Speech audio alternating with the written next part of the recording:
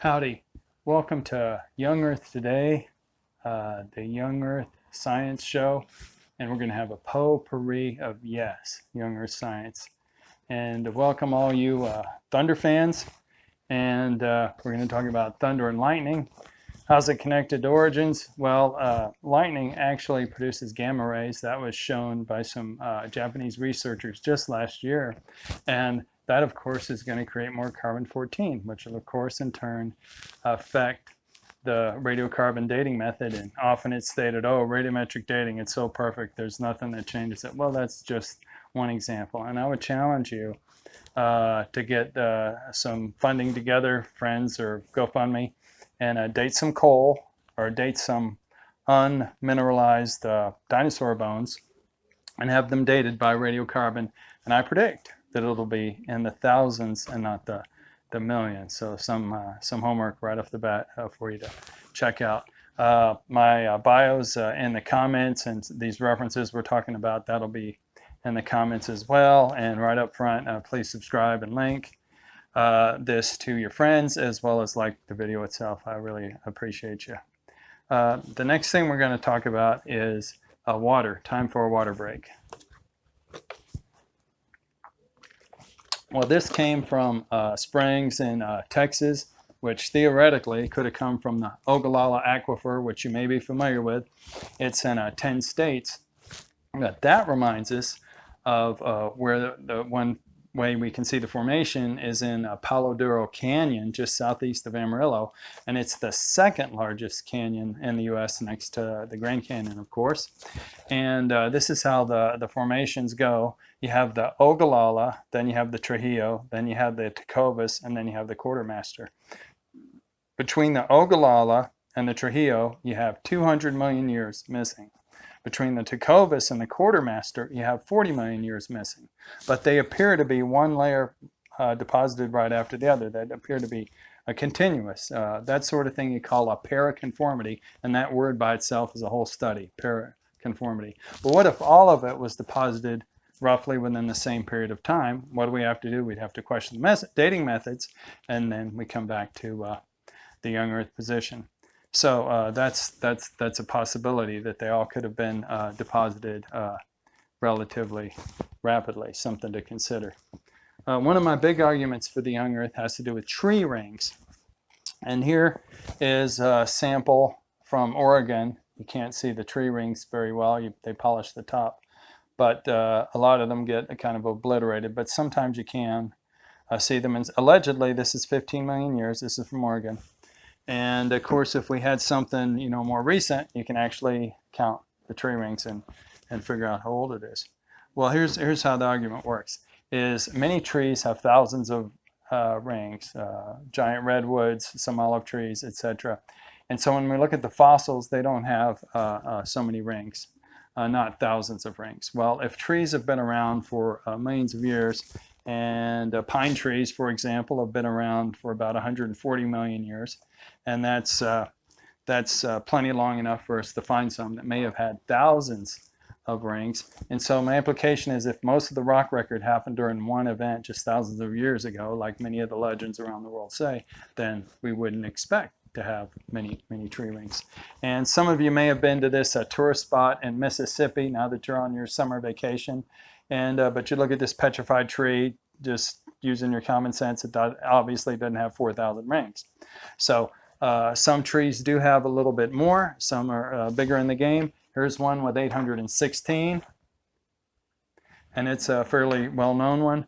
It's a giant sequoia, so 800 plus. That's doing pretty good. But we don't find them with 2,000 or 3,000 or 4,000 rings and say dated at 100 million years. We don't see that. So that's an interesting thing. Now, something else I found out here in West Texas. This is my ammonite, and that's that. And you can see the suture parts here, and it's my ammonite, and so it's a pretty cool thing there. Well, that reminds me of an example that Derek Ager, who wrote The New Catastrophism, brought out. There's a formation. It's a conglomerate called the Sandstone, and it's in good old UK. and it supposedly represents 3 to 5 Ammonite zones, which could represent 5 million years. And he looked at it and said, well, this is obviously a rapid mass flow type deposit if you just look at it from the sedimentology of it and so forth. And so he took 5 million years and compressed it down to just hours and minutes and said this was a rapid formation, not millions of years. Well, if you take that for formation after formation, and then these gaps don't really exist, then the whole or most of the rock record must have been part of one single event just thousands of years ago. And so that's how the catastrophism combines to coordinate with the YES or Younger science. Now, I have a better ammonite right here. And this book was published by Michael Allen Park. He's an anthropologist, and he has written a book on evolution. And he does own 2 cats, so I hate to criticize him. But apparently he's an expert in anthropology, but not about the history of geology. In the book here, he shows a formation from Arizona, which has several layers. And he says, well, there's all these different deposits, and they came from different environments, so they must have been millions of years. Well, if you look at the picture again, it's obviously not 200 feet tall.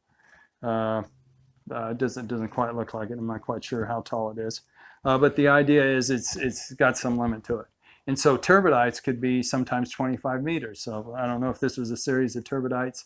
About turbidites, you have turbid currents. They're dense, and then they form these layers. They're graded beds, and so they can happen fast. They're well studied, and they're very common in the rock record. Again, giving credence to catastrophism applies the young Earth viewpoint. But what's fascinating about his book, and on the very next page, he discusses the Burgess Shale, which is a very famous place where soft-bodied organisms are preserved, which doesn't happen very often, and they're very unique.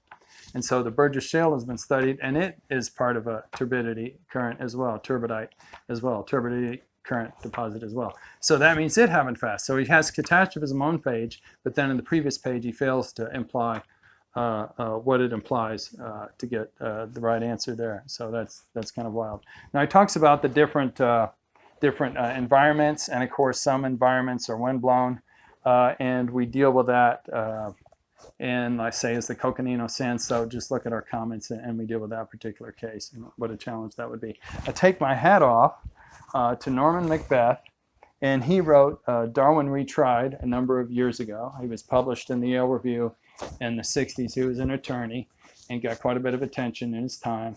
And he was actually allowed to speak at the Systematics group, the well-known group at the American Museum of Natural History in New York, and was very critical of Darwinism. But I wanted to mention him because he gives 2 examples of censorship. There was an Ivy League school, and there was a zoology journal that had an article that was very critical of Darwin, and the head of the biology department actually cut it out. And many of the other professors had put that particular article in their reading list. So that's one example of censorship. The second example, again, I'm getting this from Norman Macbeth, and it comes from OMNI magazine, kind of a pop sci kind of magazine. And I think it was more popular maybe a number of years ago.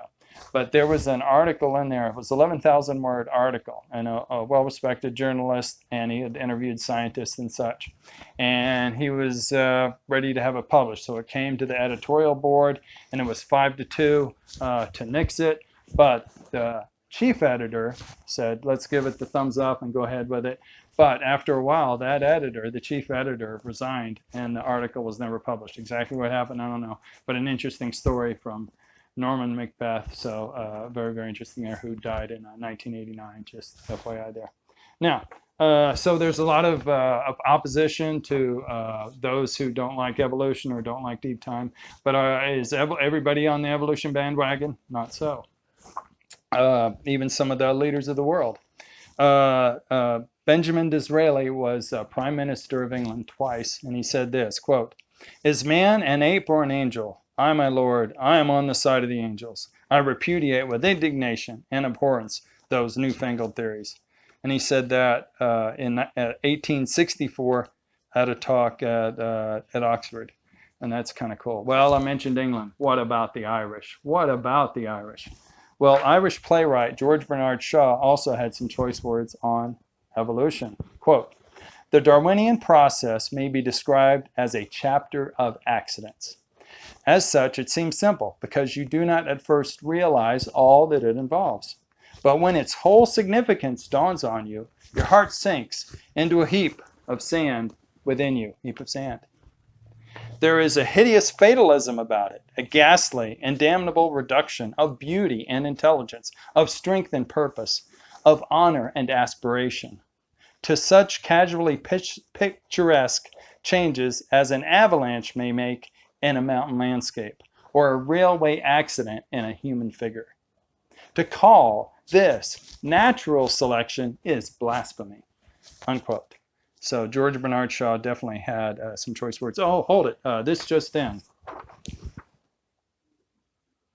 And I did take a course in evolution, and once in a while I get sick or something comes up, I actually do have to cancel my class. I appreciate you watching Young Earth today, and please give us your kind comments and thoughtful feedback. Please subscribe, please like us, and also send this link to your friends. Let's have some collegial back and forth on some of these issues. We appreciate your time. Have a great day. Bye.